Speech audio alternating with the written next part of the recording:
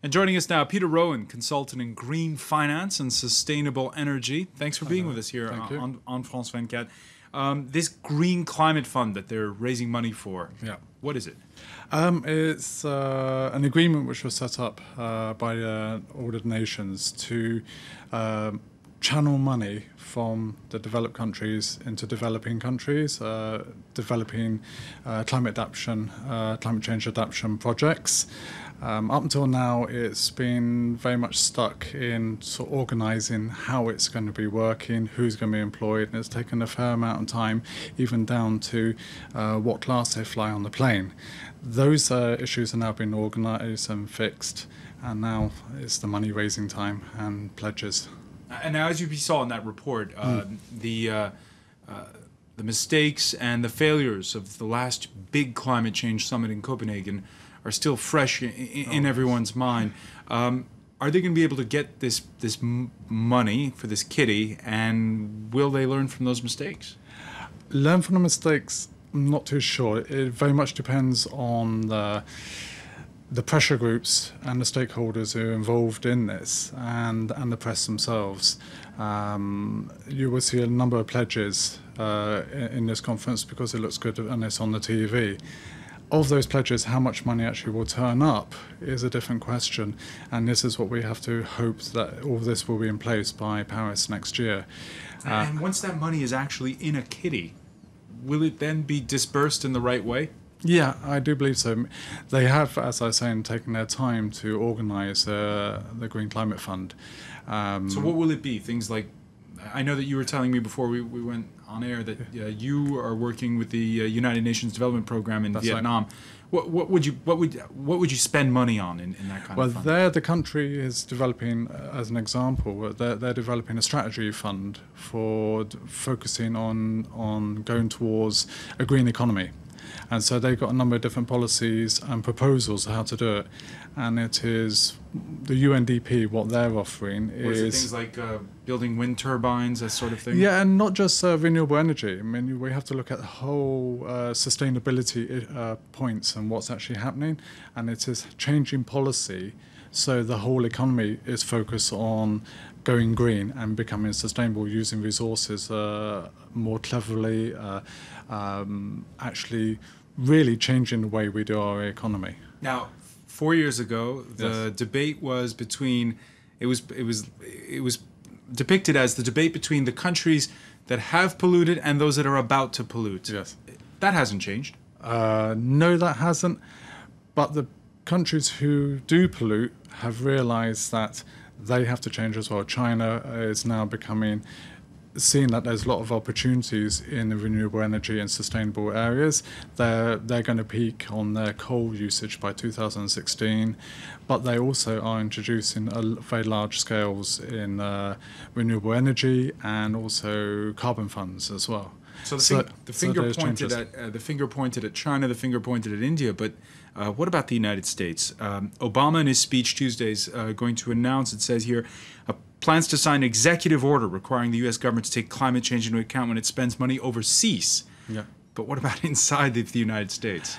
Then you're dealing with basically Congress and the Senate and the interaction between the Republicans, and these things can be slowed down. However, Obama does have control on what the money is being spent abroad. A lot more control than he does actually in-house within his own country.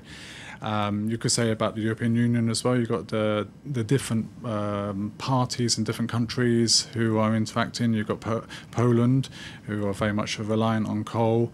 East European countries who are reliant on hydrocarbons and gas. And also that major report that came out last year from the European Commission saying that, well, going green is expensive and undercuts our competitiveness compared to the rest of the world. So is Europe perhaps wincing?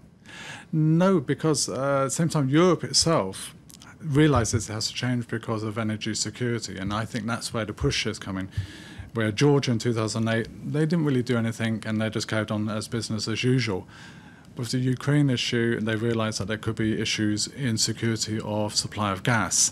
So this is why they're now focusing very much on changing how they actually incorporate sustainability and energy within the mix as well within Europe. So that is, I think, where the changes are going to come, because there's other economic and geopolitical issues which are affecting what the countries are doing. Now, I need to ask you, because as you were saying at the beginning, this summit in New York, chance for a lot of photo ops, for a lot of people. How much of it is actually going to be concrete? Here was an announcement, and was it just an announcement, or is it something serious? The Rockefeller Foundation, which is this philanthropic group, very powerful. Its money comes from the family's huge oil fortune. Yeah. And they're saying that they're going to ditch investments based on fossil fuels. Is that doable? It is. It's going to take time, though. They're not going to be able to pull out straight away, because they will have to see where their exit policies are in each of these funds which they're in, and be it their pension funds, they may be locked in. They will have a percentage of funds they can pull out straight away and sort of readdress, but the other funds will take time. And I would say within, for instance, the whole private equity business, there is now more of a push into sustainability and renewables, focusing on Africa. Nigeria, South Africa, for instance, are two very much growing areas in renewables. America is in Nigeria. They've got about 3 or 4 solar farms now operating in Nigeria. And South Africa, as we know, is wanting to change the way they do things in sustainability of energy.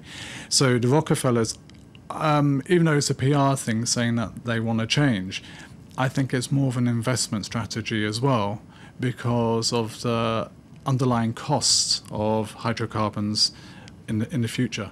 That's not what the CEO of Total said. He's quoted at that conference in New York as saying, without energy, the Rockefeller Center wouldn't exist. That's true, but that's we're looking at their money was raised last century. You could say the Nobel Peace Foundation was founded on dynamite. So you can't keep on looking to the past. We have to look to a new green economy. And Total is in an industry which is going to cost more and more money, and going to come up across more and more geopolitical problems.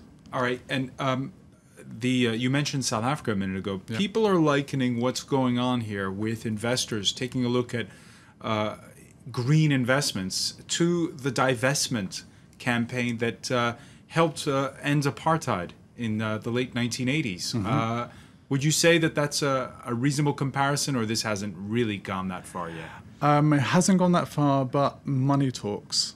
And the stakeholders who are involved, for instance, Greenpeace, World Wildlife Fund, have realised that that's where they have to target if they're going to make any changes. It is the money. And Peter Rowan, you're saying that these could actually be money earners for investors. Oh yes, very much so. Such as where? You got India, Nigeria, as I mentioned already. But what sectors? Mainly, you've got the traditional renewable energies, which are now becoming more mature. You've got wind, solar, but then the newer areas, which are sustainability, energy efficiency, changing policies on logistics. Jaguar Land Rover, I remember a couple of years ago, they totally refocused how they did their logistics, and they saved 2/3 of their costs of the logistics. So just by changing the policies and within countries and within business, money can be saved, and so there's actually a lot of returns on investment in that area as well. Peter Rowan, one final question. Next year's Paris conference, some cynics say they're going to set the bar so low so that everyone can sign something this time. I hope so. I mean, this is, I think the target is 2015. Everyone's been talking about it since Doha. But will you be disappointed with what they sign, is what I'm saying, is what I'm asking. Oh, we won't know until the day, really. I mean, let's see what happens in New York first. There will always be naysayers who say it's not going to happen. But we've already seen a change even in this summit. There's a lot more positive what's been said than there was in previous summits, and even Copenhagen. All right. A man who sees the glass half full. Peter Rowan, many thanks for joining us here on France 24.